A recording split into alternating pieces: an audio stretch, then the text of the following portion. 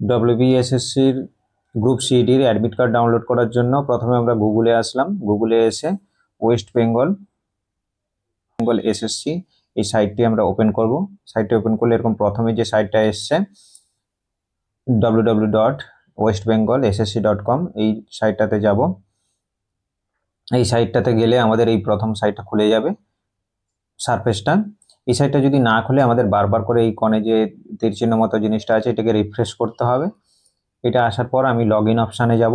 Log in অপশানে যাওয়ার পর লাস্ট অপশানটা first SLST non teaching staff 2025 যাওয়ার পর আমরা যে যার হচ্ছে ইমেল আইডি বা ফোন নাম্বার বা ক্যান্ডিডেট আইডি যেটা আছে এখানে ক্যান্ডিডেট আইডিটা দিতে হবে। এখানে মোবাইল নাম্বার যে যার মোবাইল নাম্বার আমরা যেটা ইউজ করেছিলাম সেই মোবাইল নাম্বারটা দিলাম।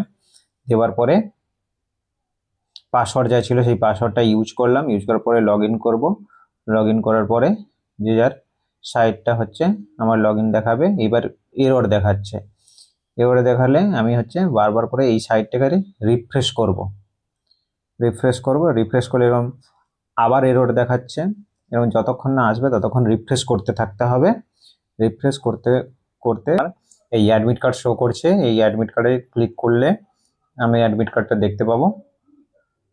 সেটাও ওপেন করে ক্লিক করার পর ওপেন না হলে ওই বারবার করে রিফ্রেশ করতে হবে। এই কর্নার বাঁ দিকে এই জিনিসটা যে এসে রিফ্রেশ করতে হবে। রিফ্রেশ করতে করতে একটা টাইম পরে ডাউনলোড হবে।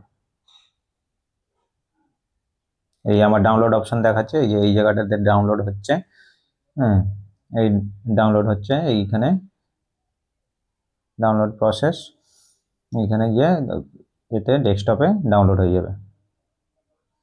ডেস্কটপ বা ল্যাপটপে তোমরা এটা করতে পারবে।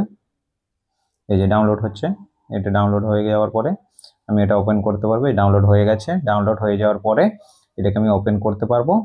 এইভাবে অ্যাডমিট কার্ড তোমরা